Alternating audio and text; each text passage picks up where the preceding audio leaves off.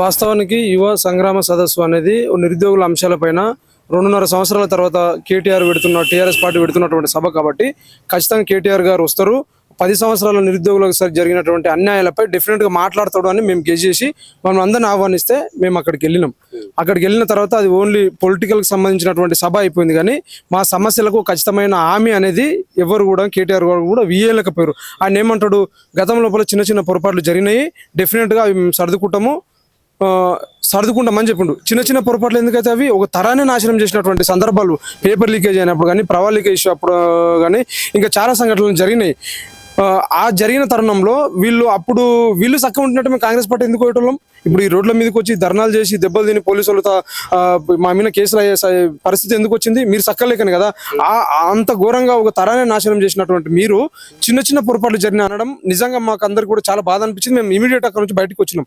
మేము ఏమనుకున్నామంటే మాకు కూడా మాట్లాడే అవకాశం ఇస్తారేమో అని చెప్పి మేము లైబ్రరీ నుంచి, అశోక్ నగర్ నుంచి చాలా మందిని అక్కడికి వెళ్ళినాం. అక్కడికి వెళ్ళిన తర్వాత మేము ఫస్ట్ చెప్పినాం, ఏమన్నామంటే గతం లోపల మాకు అన్యాయం జరిగింది, మీరు చేసినటువంటి తప్పుల వల్లనే మేము కాంగ్రెస్ పార్టీని అధికారం తీసుకొని వచ్చినాం.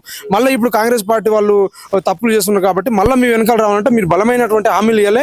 గతం లోపల మీరు అధికారంలో ఉన్నప్పుడు జరిగినటువంటి పొరపాట్లకు క్షమాపణ చెప్పాలి. క్షమాపణ చెప్పకుండా మీరు స్పష్టమైనటువంటి హామీలు ఇవ్వాలి. మళ్ళీ అవే మీరు 2 లక్షల ఉద్యోగాలు ఇవ్వలేరు. అదే రాహుల్ గాంధీ గారు వచ్చారు, అదే సారూర్ నగర్ లో ప్రియాంక గాంధీ గారు వచ్చారు. పొలిటికల్ విమర్శల కోసం పెట్టారు సభది.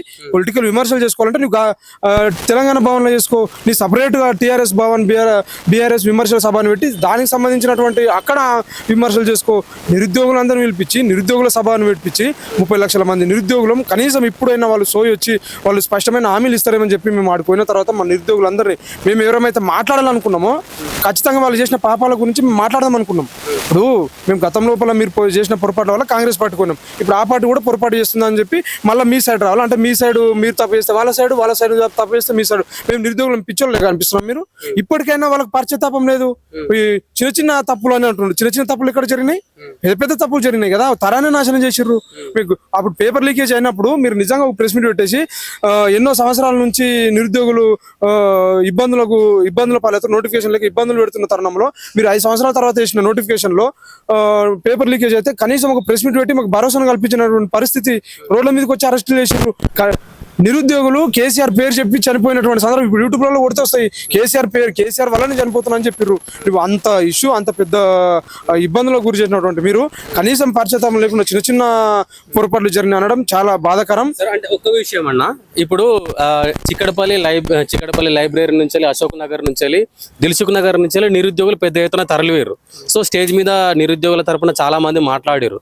ఎందుకు మరి వాళ్ళను పింక్ పెయిడ్ ఆర్టిస్ట్ లాగా సృష్టిస్తున్నారు? ఇప్పుడు మీ అందరు నిరుద్యోగులుగా పోయింది, వాళ్ళ మీద ఎందుకు అటువంటి ముద్ర చేస్తున్నారు? అసలు అనే వాస్తవాన్ని నిరుద్యోగుల గురించి మాట్లాడదలుచుకోలేదు. నేను ఏమంటున్నా అంటే నిరుద్యోగులను ఎవరైతే అంటే ఇప్పుడు మీరు కూడా నిరుద్యోగి కాబట్టి వాళ్ళ గురించి చెప్పాల్సిన అవసరం ఉంటుంది కదా. ఇప్పుడు అక్కడ మాట్లాడినటువంటి వ్యక్తులే గతం లోపల కాంగ్రెస్ పార్టీకి సంబంధించి ప్రచారం చేశారు. ఇప్పుడు బీఆర్ఎస్ దగ్గరికి పోయినంత మాత్రాన కాంగ్రెస్ వాళ్ళు బీఆర్ఎస్ బ్యాచ్ అని ఎట్లా అంటారు? ఇప్పుడు అక్కడ చూసుకుంటే అందులో మాట్లాడిన వాళ్ళు దాదాపు 95% కాంగ్రెస్ పార్టీకి సపోర్ట్ చేసిన వాళ్ళే, కాంగ్రెస్ పార్టీ కోసం బస్సు యాత్రలు కానీ ప్రచారం తిరిగిన వాళ్ళే. మళ్ళీ కాంగ్రెస్ పార్టీకి ప్రచారం తిరిగినప్పుడేమో బీఆర్ఎస్ పేమెంట్ బ్యాచ్ అవుతారు. ఇప్పుడు టీఆర్ఎస్ పార్టీకి సపోర్ట్ గా మాట్లాడినంత మాత్రం టీఆర్ఎస్ పేమెంట్ బ్యాచ్ అని ఎట్లా అంటారు కాంగ్రెస్ వాళ్ళు? కాంగ్రెస్ వాళ్ళు కూడా ఒక తరాన్ని నాశనం చేయడానికి వాళ్ళు సిద్ధంగా ఉన్నారు. మేము ఏమంటున్నాం అంటే వాళ్ళు నాశనం చేసిర్రు, వీళ్ళు నాశనం చేసిర్రు. ఇప్పుడు మళ్ళీ నాశనం చేసిన పార్టీ దగ్గరికి మళ్ళీ మనం ఎట్లా పోతాం? పార్టీకి అనుకూలంగా మాట్లాడడం తప్పని మేము అంటున్నాం. అక్కడ ఉన్నటువంటి నిరుద్యోగులు కూడా కొందరు పొలిటికల్ యాంగిల్ గా మాట్లాడారు. దాన్ని తీసుకొని కాంగ్రెస్ పార్టీ వాళ్ళు ట్రోల్ చేస్తున్నారు. కానీ కాంగ్రెస్ పార్టీ వాళ్ళు కూడా శుద్ధపూసలుగా వాళ్ళు ట్రోల్ చేయడం ఏంది? మేము మీకు సపోర్ట్ చేసినాం, మీరు 3 సంవత్సరాల నుంచి ఏం నోటిఫికేషన్ ఇచ్చారు? మరి ఏంటి అసలు? అంటే పొలిటికల్ గా మాట్లాడిరు అంటున్నారు కదా నిరుద్యోగులు, వాళ్ళ ఎజెండా ఏంటి? ఆ నిరుద్యోగుల ఎజెండా ఏముందంటే ఇప్పుడు కొందరు విషయం గురించి చెప్తున్నా. ఆ పార్టీ తప్పు చేసినందుకు ఈ పార్టీ దగ్గరకు వచ్చినాం. ఈ పార్టీ తప్పు చేసినందుకు మళ్ళీ తప్పు చేసిన పార్టీ దగ్గరికి ఎందుకు పోతున్నారు మీరు?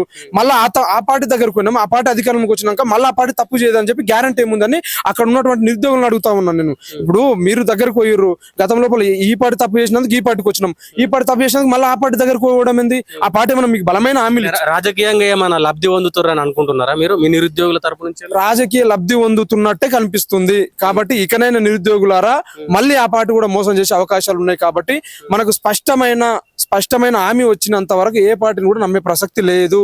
రెండు పార్టీలు కూడా నిరుద్యోగులను తరాలను నాశనం, ఆ పార్టీ ఒక తరాన్ని ఈ పార్టీ ఒక తరాన్ని నాశనం చేస్తుంది. మళ్ళా నెక్స్ట్ తరం నాశనం కాకూడదు అంటే మనం అందరం కూడా ఐకమత్యం ఉండాలి. ఏ పార్టీని కూడా నమ్మొద్దు అని చెప్పి మళ్ళీ ఒకసారి విజ్ఞప్తి చేస్తా ఉన్నాను. ఇప్పుడు రాజకీయ లబ్ధి పొందుతున్నారు అని చెప్పేసి అంటున్నారు కదా, మీరు కూడా వాళ్ళతోనే తిరిగినారు, వాళ్ళతోనే ఉద్యమాలు చేసారు, నిరుద్యోగుల తరపున పోరాడారు. మరి ఆ రోజు కనిపించలేదా రాజకీయ లబ్ధి? ఇలా రాజకీయ లబ్ధి అంటున్నారు అంటే మిమ్మల్ని స్టేజ్ మీద మాట్లాడనినందుకే ఇలా రాజకీయ లబ్ధి అనే వాటిని ఉపయోగిస్తున్నారా అన్న? ఒకటి మాకు ఫస్ట్ ఏం చెప్పారు వాళ్ళంటే అందరికి మాట్లాడడానికి అవకాశం వస్తుంది అని అన్నారు. ఎందుకంటే 2.5 సంవత్సరాల తర్వాత జరిగినటువంటి సభ అది. కేటీఆర్ గారు ఉంటారు, ఇంతవరకు ఎప్పుడు కేటీఆర్ గారు సభ పెట్టి మాట్లాడలేదు కాబట్టి అక్కడ మాకు మాట్లాడడానికి అవకాశం వస్తుంది అనే ఉద్దేశంతో మేము ఇక్కడ నుంచి అందరం కూడా విన్నాం. మా దగ్గర చాలా మంది బీఆర్ఎస్ పార్టీకి సంబంధించిన లీడర్లు వస్తే మేము ఒకటి చెప్పినాం, మాకు మాట్లాడడానికి అవకాశం రావాలాడా. ఇంకోటి ఏంటంటే కేటీఆర్ గారు స్పష్టమైన హామీ ఇవ్వాలి. గతం లోపల పేపర్ లీకేజ్ అయినప్పుడు కానీ, ప్రవాళిక ఇష్యూ అయినప్పుడు కానీ, ఇంకా చాలా సంఘటనలలో టీఆర్ఎస్ పార్టీ మోసం చేసినందుకు మేము కాంగ్రెస్ పార్టీ దగ్గరకు వచ్చినాం కాబట్టి ఆ విషయం పైన క్షమాపణ చెప్పాలి. క్షమాపణ చెప్పి మళ్ళీ అది పొలిటికల్ యాంగిల్, పొలిటికల్ విషయాల్లో విమర్శన చేయకుండా మా నిరుద్యోగులకు మీరు ఏం చేస్తారో భవిష్యత్తులో వచ్చిన తర్వాత గతం లోపల చేసిన దానికి మీరు పాశ్చాత్తాప పడుతూ క్షమాపణ చెప్పి భవిష్యత్తులో ఖచ్చితమైన స్పష్టమైన హామీ ఇవ్వాలి. ఇప్పుడు గ్రూప్ జరిగిన మేము అన్నాం, బీఆర్ఎస్ పార్టీ వాళ్ళు మా దగ్గరకు వచ్చినప్పుడు రేపు సభ ఉంది ఖచ్చితంగా మీరు రావాలంటే మేము కండిషన్లు పెట్టినాం అన్నట్టు. ఇప్పుడు గ్రూప్ 1లో అక్రమాలు జరిగినాయి, అక్రమాలపై సిబిఐ ఎంక్వైరీ చేస్తామని చెప్పి ఒక స్పష్టమైన హామీ ఇవ్వాలి. హైదరాబాద్ లో సెటిలర్స్ పిల్లర్ సంబంధించి ఫేక్ బోనోఫైడ్స్ పెట్టేసి ఉద్యోగాలు కొట్టిండ్రు. 2-3 ఉద్యోగాలు గ్రూప్ 1 ఉద్యోగాలు ఆంధ్రలోకి రావాల్సింది 11 మంది 12 మంది ఉద్యోగాలు, కలెక్టర్ స్థాయి ఉద్యోగాలు ఏపీ వాళ్ళు కొట్టుకుపోయినరు. దీని గురించి కేటీఆర్ గారు స్పష్టమైన హామీ ఇచ్చి మీకు ప్రభుత్వం వచ్చిన తర్వాత మీరు ఏం చేస్తారు, గతం లోపల జరిగినటువంటి పొరపాట్లు కాకుండా మీరు ఇప్పుడు జరుగుతున్నటువంటి వాటిపైన మీరు ఏం చేస్తారు అనేది స్పష్టమైన హామీ ఇస్తేనే మేము వస్తాం. అది కూడా మాకు మాట్లాడడానికి అవకాశం ఇవ్వాలంటే ఖచ్చితంగా కేటీఆర్ గారు అట్లా మాట్లాడతారు, మీకు కూడా మాట్లాడడానికి అవకాశం ఉంటుంది అని అన్నారు. మేము పోయినాం కేటీఆర్ దగ్గర కూర్చున్న తర్వాత మాకు మైకు రాలేదనేది కాదు, కేటీఆర్ గారు మాట్లాడే మాటలకు మేము ప్రెస్ మీట్ పెడుతున్నాం. మాకు మైక్ ఏంది అక్కడ రాకపోతే చాలా బయటకు వచ్చి మాట్లాడతాం. మేము అన్నీ మాట్లాడలేముంది,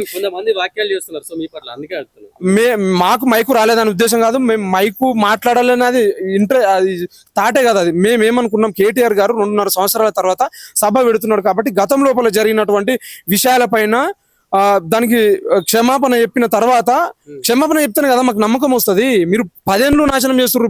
కేటీఆర్ సింపుల్ గా అంటారు ఏదో కొన్ని పొరపాట్లు జరిగినాయి అంటారు. 10 సంవత్సరాలు మీరు నాశనం చేశారు కాబట్టి దానికి క్షమాపణ చెప్తాడేమనే ఒక నమ్మకంతో మేము ఆడుకున్నాము. కేటీఆర్ గారు మాట్లాడిన మొత్తం మాటలు విన్న తర్వాత మేము సభను బహిష్కరించి బయటకు వచ్చినాం. కేటీఆర్ గారి నుంచి ఎలాంటి పార్శ్వతాపం లేదు. మళ్ళీ అవే మాటలు జియో 46 ఎవరు తీసుకొచ్చారు?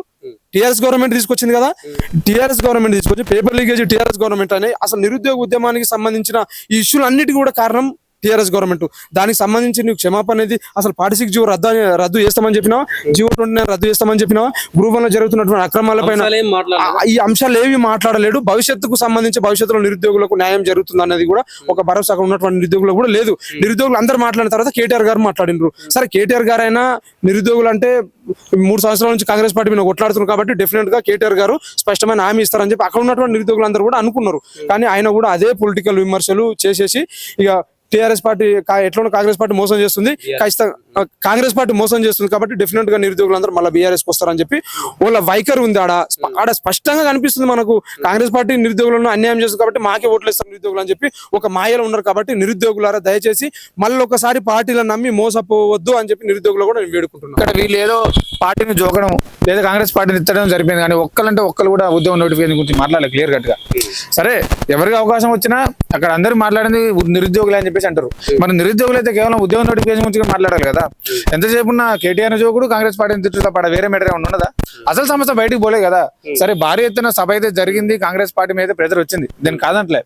అసలు సమస్య గురించి మాట్లాడితే బాగుండదు అని చెప్పేసి మా ఉద్దేశం.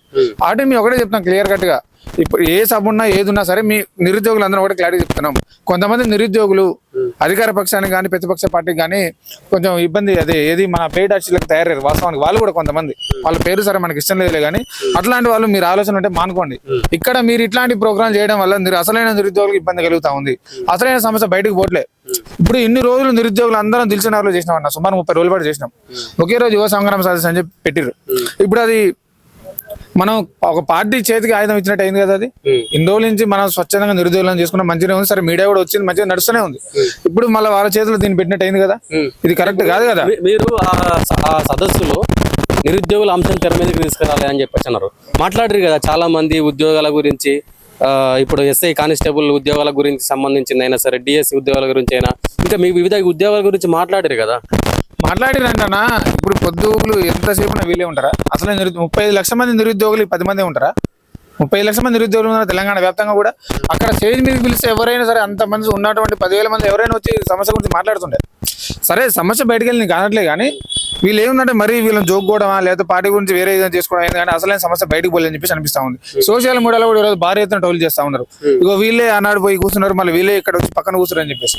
ఇక్కడ ఏంటంటే కొంతమంది రాజకీయ లబ్ధి కోసం మళ్ళీ బీఆర్ఎస్ పార్టీ అధికారం తీసుకురావడం కోసం చేసిన ప్రయత్నం లాగా ఉంది, కానీ నిరుద్యోగ సమస్య తీరే విధంగా అయితే లేదు. ఖచ్చితంగా వాస్తవానికి 100% లేదు. మీ నిరుద్యోగుల రాజకీయ లబ్ధి కోసం బీఆర్ఎస్ పార్టీతో చేతులు కలిపారు అంటున్నారు మీరు. కొంతమంది కలిపినారు వాస్తవానికి. ఇక్కడ మేము స్వచ్ఛందంగా నిరుద్యోగుల కోసం పోరాడుతున్నాం, కానీ కొంతమంది సరే వాళ్ళు మోచేతి నీళ్ళు తాగడానికి వాళ్ళు ఇచ్చే చిల్లర కోసం కక్కుర్తి పడి ఇలాంటి పనులు చేస్తారు. సరే అధికారంలోకి వచ్చిన కాంగ్రెస్ పార్టీ కూడా వాళ్ళు కూడా నిరుద్యోగులను పట్టించుకోలేదు. ఇక్కడ మేము ఒకటే చెప్తున్నాం అన్న, మాకు ఏ పార్టీతో సంబంధం లేదు. ఇటు బీఆర్ఎస్ పార్టీని మంచి చేసుకునే లేదు, ఇటు కాంగ్రెస్ పార్టీ కూడా సంబంధం లేదు. నిరుద్యోగి కదా, అధికార పార్టీతో ప్రతిపక్ష పార్టీతో చేతులు కలిపినారు మీరు అంటున్నారు. గతంలో కాంగ్రెస్ పార్టీ ప్రతిపక్షంలో ఉన్నప్పుడు ఇదే నిరుద్యోగులు ప్రతిపక్షంతోనే చేతులు కలిపి ప్రభుత్వం మీద పోరాటం చేశారు కదా. అట్లే అనుకోవచ్చు కదా, వాళ్ళని పెయిడ్ ఆర్టిస్టులను ఎందుకు ముద్ర వేయాల్సిన అవసరం? అట్లే అనుకున్నా. ఇప్పుడు అనుకోతున్నా సరే ఫర్ ఎగ్జాంపుల్, మరి వీళ్ళు ఇప్పుడు కాంగ్రెస్ పార్టీ అధికారంలో తీసుకునే ముందు వీళ్ళే ఉన్నారు, బీఆర్ఎస్ పార్టీ అధికారం ముందు వీళ్ళే ఉన్నారు. ఎక్కడుందో వీళ్ళే ఫేస్ లో పడుతున్నారు, మనకు క్లారిటీ అర్థమవుతుంది కదా. అక్కడ ఇంకా తేడా ఏముంది? రేపు బీజేపీ వచ్చినా మళ్ళీ వీళ్ళే ఉంటారు. అనేది ఏంటంటే సరే మీరు ఒకవేళ పెయిడ్ ఆర్టిస్ట్ లా తీసుకుంటే అదే ముచ్చట తర్వాత ముచ్చట, కానీ సమస్య గురించి మాట్లాడండి. ఇక్కడ కొంతమంది నిరుద్యోగుల మీద కూడా వీళ్ళు చేసే పనుల వల్ల కొంతమంది నిరుద్యోగుల మీద కావాలని కూడా పెయిడ్ ఆర్టిస్టులు ముద్రేస్తున్నారు. దీన్ని కూడా మేము తగ్గించేది లేదు. నిజమైన నిరుద్యోగులకు అన్యాయం జరుగుతుంది. మా బాధ అదే మెయిన్ ఇక్కడ. సరే సమస్య బయటికి వెళ్ళిన కొంతవరకు సమస్య బయటికి వెళ్ళింది, కాంగ్రెస్ పార్టీ మీద ఎదురైతే వచ్చింది. మొన్న మంత్రులు కూడా పెట్టారు మీటింగ్. ఇన్ని రోజులు సైలెంట్ కూడా ఈ మంత్రులు మన చలికాలం కాక దుప్పటి నుంచి పైకి లేచి పిండాడు మొత్తం మంత్రులు ఒకేసారి పెట్టారు. శ్రీధరబాబు గారు ఏం మాట్లాడతారు, బీసీ రిజర్వేషన్ గురించి అయిపోయిన తర్వాత నేను ఉద్యోగ నోటిఫికేషన్ ఇస్తాను చెప్పి మొన్న TGL PRB separate web note release చేసింది, 7,000 నోటిఫికేషన్ ఇస్తా అని చెప్పేసి. ఇక్కడ ఏంటంటే ప్రతిపక్ష పార్టీకి అధికారం కావాలి, అధికారం ఉన్న పార్టీకి ఏమో పరిపాలన మీద అవగాహన లేదు. నడి మధ్యలో నిరుద్యోగులు ఇబ్బంది పడతా ఉన్నారు, అరికోస పడతా ఉన్నారు, నలిగిపోతా ఉన్నారు. ఎవరి అధికారంలోకి వచ్చిన నిరుద్యోగుల పరిస్థితి ఇంతే ఉంది. ఇక్కడ ఏ పార్టీ అని కాదన్నా, ఎవరైనా సరే అధికారంలోకి వచ్చే ముందు నిరుద్యోగులు ఉపయోగించుకుంటారు, వాడేసుకుంటారు. మనం ఆల్రెడీ కాంగ్రెస్ చూసినాం. ఆ రోజు బల్మూరు వెంకట కానీ మిగతా వాళ్ళంతా కానీ ఇక్కడ చదువుకుంటే ఒక నెల పాటు బుక్స్ పక్కకు పెట్టండి, మామూలు తిరగండి, మన కాంగ్రెస్ ప్రభుత్వం అధికారంలోకి వచ్చిన తర్వాత మీ ఉద్యోగ నోటిఫికేషన్ మీకు ఇస్తామని చెప్పేసి అన్నారు. ఈ రోజు బల్మూరు వెంకట మంత్రి స్థాయికి పోయినాడు. వాళ్ళకి పదవులు వచ్చినా వీళ్ళు పదవులు మూసుకున్నారు. కోదండరాం అసలు తెలంగాణ ఉద్యమంలో కీలక పాత్ర పోషించినటువంటి కోదండరాం సార్ ఈ రోజు బయటికి రావట్లే. ఆ రోజు మైకు దొరికితే వదలకుండా సందు దొరకకుండా మాట్లాడిన మీరు ఈ రోజు ఏమనంటే మళ్ళీ నిరుద్యోగులకి ప్రభుత్వానికి మేము ప్రతినిధులుగా ఉంటామని చెప్పుకునే మీరు ఎందుకు బయటికి రావట్లే? అన్నట్టు తెలంగాణ ఉద్యమంలో అంత చేసి చెప్పారు కదా. ఈ రోజు ఇంతమంది సుమారు 30 లక్షల మంది నిరుద్యోగులు అన్యాయం జరుగుతున్నారు, మీరు ఎందుకు బయటికి రావట్లే? ఈ సమస్య గురించి ఎందుకు మాట్లాడరు? అసలు సీఎం రేవంత్ రెడ్డి గారు కూడా చూడగా మేము ఒకటే ప్రశ్న చేస్తున్నాం. ఈ మధ్య అసలు మీకు చెప్పేటువంటి ఇంటెలిజెన్స్ వ్యవస్థ కూడా మీకు సరిగా చెప్తుందా లేదా మాకు అర్థం కాని ముచ్చట. ఎందుకంటే మీరు కూడా చూస్తున్నారన్న సుమారు 4-5 నెలల నుంచి కూడా దిల్షుక్ నగర్లో కానీ అశోక్ నగర్ చౌరస్తాలో కానీ ఉద్యమాలు, నిరుద్యోగులు, ధర్నాలు, రాస్తారోకోలు జరుగుతూనే ఉన్నాయి. సీఎం గారికి మేము ఒకటే డిమాండ్ చేస్తా ఉన్నాం, మీరు అసలే నిరుద్యోగులు ఎవరో 30 మందిని పిలిపించుకోండి డైరెక్ట్ గా. మీరు సెక్రటరీకి పిలిపించుకుంటారా, మీ ఇంటికి పిలుస్తారా, మీ ఇష్టం. మా సమస్యలు ఏదో మీకే డైరెక్ట్గా చెప్తాం. మధ్యలో మళ్ళీ వేరే వాళ్ళు ఎందుకు? అది ఏ విధంగా పరిష్కారం అయితే మీరు మాకు హామీ ఇస్తే దాన్ని బట్టి మేము కూడా చదువుకోవడమా చేస్తాం కదా. మధ్యలో ఎవరో చెప్పే చెంచగాల మాటలు విని అలా ఏమి లేదు, అదంతా పెయిడ్ ఆర్టిస్టులు అంతా పెయిడ్ అని చెప్పి ఇది కూడా కరెక్ట్ కాదని చెప్పి నాకు కూడా అనిపిస్తా ఉంది. ఫైనల్ ఏం జరుగుతా ఉందంటే ఎవరైనా సరే నిరుద్యోగులను వాడుకోవడం, అధికారం వచ్చిన తర్వాత తన్నడం, అవతల పడేయడం. ఇక్కడ సీఎం రేవంత్ రెడ్డి గారు కూడా మేము ఒకటే చెప్తా ఉన్నాం, ప్రతిసారి కూడా 70,000 ఉద్యోగాలు ఇచ్చినాం, 70,000 ఉద్యోగాలు వచ్చిన 70,000 ఉద్యోగాలు ఇదే మన పాడిందే పాట పాసిపల్ల దాసన్ అన్నట్టు ఇదే మాట చెప్తా ఉన్నారు. ఇది మాత్రం కరెక్ట్ కాదు. దీన్ని ఖచ్చితంగా నిరుద్యోగులు అందరం ఖండించాల్సిందే. వీళ్ళు అధికారంలోకి వచ్చిన తర్వాత 2 లక్షల ఉద్యోగాలు ఇస్తా ఉన్నారు. ఆ 2 లక్షల ఉద్యోగాలు కూడా నింపింది కూడా సుమారు 13,000 నింపి ఉంటారు. కొన్ని టీచర్ పోస్టులు వేసినారు. ఆ జనరల్ డిగ్రీ సంబంధించినటువంటి పోలీస్ నోటిఫికేషన్ కానీ గ్రూప్ నోటిఫికేషన్ అయితే ఇంతవరకు అయితే భర్తీ చేయలేదు. కాబట్టి మేము ఒకటే చెప్తున్నాం, ఇప్పుడు ఎవరైనా సరే అధికారం ఉన్న పార్టీని అడగాల్సిందే. ఉద్యోగాలు కావాలన్నా, ఏ సమస్య కావాలన్నా సరే, ఏదైనా సరే అధికార పార్టీని అడగాలి. సరే ప్రతిపక్ష పార్టీ స్వచ్ఛమైన వైఖరి అంటే వాళ్ళు ప్రతిపక్షాలు ఉన్నాయి కాబట్టి మేము వేయగలుగుతామని చెప్పేసి వాళ్ళు అనుకుంటారు. కానీ మేము అధికారంలో కాంగ్రెస్ పార్టీకి కూడా స్పష్టంగా ఒకటే తెలియజేస్తా ఉన్నాం, ఖచ్చితంగా 19,000 ఉద్యోగాలతో పోలీస్ నోటిఫికేషన్ రిలీజ్ చేయాల్సిందే. అలాగే చాలా మంది మిత్రులు అశోక్ నగర్లో చిక్కడపల్లి ఉన్న మిత్రులు కూడా గ్రూప్స్ నోటిఫికేషన్ కోసం ఎదురు చూస్తూ ఉన్నారు. తప్పకుండా గ్రూప్స్ నోటిఫికేషన్ కూడా విడుదల చేయాల్సిందే. ఆ రోజు రేవంత్ రెడ్డి గారు ప్రతిపక్షంలో ఉన్నప్పుడు సోమాజిగూడ ప్రెస్ క్లబ్ లో సాక్షాత్తు బిస్వాల్ కమిటీ 2 లక్షల ఉద్యోగాల వరకు ఖాళీ ఉన్నాయని చెప్పడం జరిగింది. దాంట్లో సుమారు 35,000 వరకు ఎస్ఐ కానిస్టేబుల్ ఉద్యోగాలు ఉన్నాయని చెప్పడం జరిగింది. ఈ రోజు 5,000 వేస్తాం 6,000 వేస్తాం అంటే 33 జిల్లాలకు ఎన్ని పోస్టులు రావాలన్నా మన వరద బాధలు పులిహార బ్యాగులు పంచినట్టు పంచుతారా? దిల్సుఖ్నగర్లో సుమారు 5-6 లక్షల మంది నిరుద్యోగులు చదువుతా ఉన్నారు. వాళ్ళ పరిస్థితి ఏంది? అశోక్నగర్లో గ్రూప్స్ నోటిఫికేషన్ కూడా ఈ రోజు మీరు జాబ్ క్యాలెండర్ పెట్టిన తర్వాత కూడా ఆల్రెడీ 2 సార్లు ఎగ్జామ్ అయిపోయి 2 సార్లు అపాయింట్మెంట్ కూడా ఇవ్వాలి. ఇంతవరకు మీరు నోటిఫికేషన్ వేసింది లేదు, వచ్చింది లేదు, ఏది లేదు. ఏదైనా జరిగితే మళ్ళీ మంత్రులంతా ఒకేసారి మూకుమ్మడిగా వచ్చి ప్రచారం పెడతారు. మళ్ళీ ఈ మంత్రులకు కూడా అసలు సోయి ఉంటుందో ఉండదో, మైండ్ ఉందో లేదో అర్థం కాదు. ఒక ఆయన 50,000 అంటారు, ఒక ఆయన 60,000 అంటారు, 70,000 అంటారు, 80,000 అంటారు. ఈ మంత్రులందరికీ చిన్న సలహా ఇస్తాను నేను ఏంటంటే, మీరు అందరూ కలిసి ఫస్ట్ ఒక వాట్సాప్ గ్రూప్ క్రియేట్ చేసుకోరు. మీరు ఒక వాట్సాప్ గ్రూప్ క్రియేట్ చేసుకున్న తర్వాత అరే అందరం ఇదే అంటే బాగుంటుందని చెప్పేసి మీకు కూడా ఒక క్లారిటీ ఉంటుంది. ఎందుకంటే ఇప్పుడు మీ పరువు మీరే చూసుకుంటారే కదా.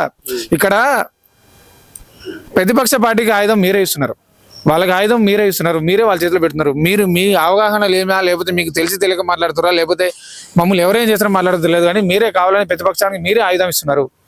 అంటే ఐసీలో ఉన్న ప్రతిపక్షానికి మీరే ఆక్సిజన్ ఇచ్చి లేపుతున్నారు. దాన్ని ఏం కావాలో మా సమస్యలు ఏందో మాకు తెలుసు. కేవలం ఉద్యోగ నోటిఫికేషన్ల కోసం పోరాడేది ఎవరో వాళ్ళని గుర్తించి సీఎం గారు పిలిపియండి. మేము వాడు చర్చ పెడతాం, మా సమస్యలు ఏందో మేము చెప్తాం, మీరు దానికి ఏం చెప్తారో చెప్పండి. అంతేగాని అనవసరంగా మీరే ప్రతిపక్ష పార్టీకి చేతికి ఆయుధం ఇచ్చి అనవసరంగా మీ గొయ్యి మీరు తీసుకున్నట్టు అయితే ఉంది. ఎందుకంటే త్వరలో ఎలక్షన్స్ కూడా ఉంది. 2 సంవత్సరాల ముందే ఎలక్షన్స్ అంటే అంతా మొదలవుతుంది. ఏ పార్టీకైనా సరే కామన్. కాబట్టి ఒకటి చెప్తా ఉన్నాం, తక్షణమే ఉద్యోగ నోటిఫికేషన్ రిలీజ్ చేయకపోతే మాత్రం 1,00,000 మందితో హైదరాబాద్ దిగ్బంధనం చేస్తాం మేము బరాబర్గా. హైవేలు మొత్తం ఎక్కడికక్కడ బ్లాక్ చేస్తాం. ఈ రోజు మీరు ఢిల్లీలో జంతర్ మంతర్ దగ్గర చూడొచ్చు. సిజేపీ పార్టీ కూడా పార్లమెంట్ ముట్టడి ఏ విధంగా జరుగుతుందో అదే విధంగా సెక్రటరీ ముట్టడి చేస్తామని కూడా బరాబర్ మేము ప్రభుత్వాన్ని హెచ్చరిస్తున్నాం. కాబట్టి తక్షణమే మీరు కూడా నిరుద్యోగుల పక్షాన ఉండండి. ఎందుకంటే మీకు మాకేం భూమి పంచాయతీ లేవు, ఏం లేవు, మీకు మాకు కంటున్నానికి మేము కూడా మేము బిడ్డలమే, మమ్మల్ని కడుపులో పెట్టుకోండి. మాకు కావాల్సింది కేవలం ఉద్యోగ నోటిఫికేషన్ కానీ ఇక్కడ రాజకీయ పదవులు కాదు. మేము బరాబర్ చెప్తున్నాం. ఇప్పుడు మాట్లాడాలి అంతా కూడా మీరు ఉద్యోగ నోటిఫికేషన్ వేసిన తర్వాత మేము బయట కనిపిస్తే మీరు ఏం చేసినా మేము సిద్ధం. మీరు కేసులు పెట్టుకుంటారా ఏది పెట్టుకుంటాం మేము సిద్ధం. ఎందుకంటే నేను స్పష్టమైన హామీ ఇస్తున్నా, మీడియా ముందనే ఇస్తున్నా. నేను నోటిఫికేషన్ వేసి మేము ప్రశాంతం చదువుకుంటాం, మాకు ఎటువంటి ఏ ఇబ్బంది లేదు. సరే కొంతమంది వాళ్ళ ఇబ్బంది వాళ్ళకు ఉండొచ్చులే కానీ, కాబట్టి తక్షణమే నోటిఫికేషన్ విడుదల చేయాలని కూడా నేను ప్రభుత్వాన్ని డిమాండ్ చేస్తా ఉన్నా.